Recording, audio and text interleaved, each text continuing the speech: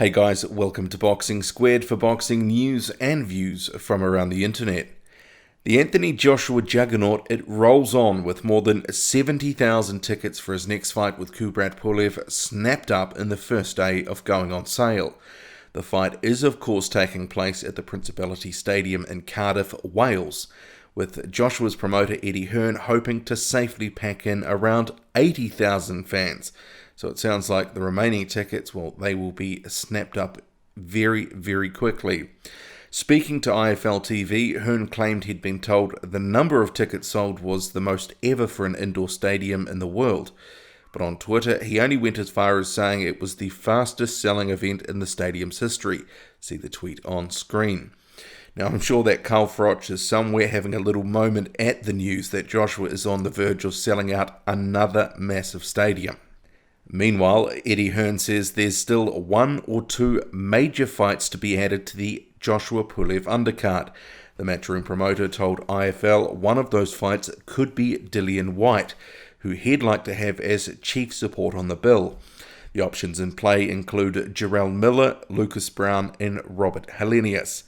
If you haven't caught up with it, Whyte and Lucas Brown have been engaging in a spat on Twitter in recent days, and an offer has gone to the Australian heavyweights promoter.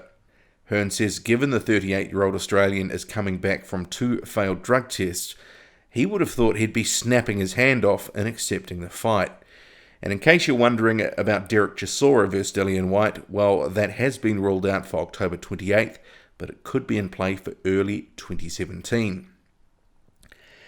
There's still no sign of an agreement between Luis Ortiz and WBC champ Deontay Wilder, despite rumours a deal for a November 4th fight is to be announced imminently. I know many of us have been sucked in a couple of times now that this fight was going to be made and should have been made by now, so I'm taking a wait-and-see approach before getting jazzed about it.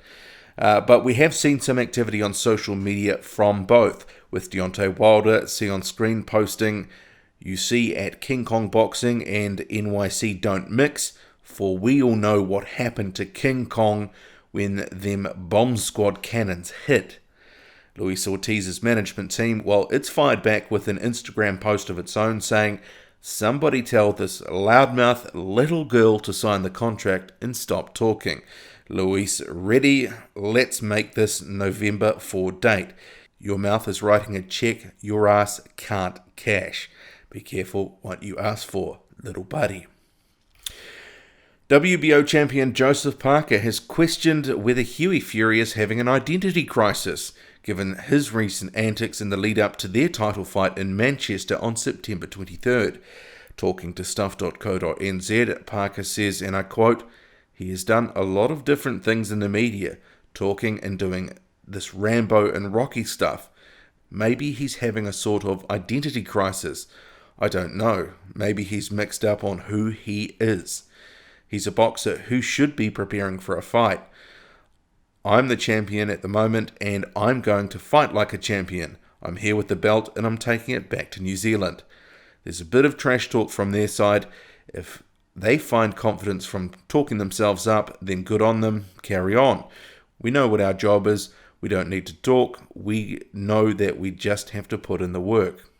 Those were Joseph Parker's comments. He was talking to stuff.co.nz. Meanwhile, Parker has also doubled down on recent comments he can beat Anthony Joshua should they ever meet in the ring. Talking to Sky Sports, the New Zealander says it would be an exciting fight. He backs himself with any heavyweight out there and backs himself to knock Joshua out. Okay, that's it from me. Drop a comment, hit like, subscribe, follow me on Twitter, boxing_squared. I'm out.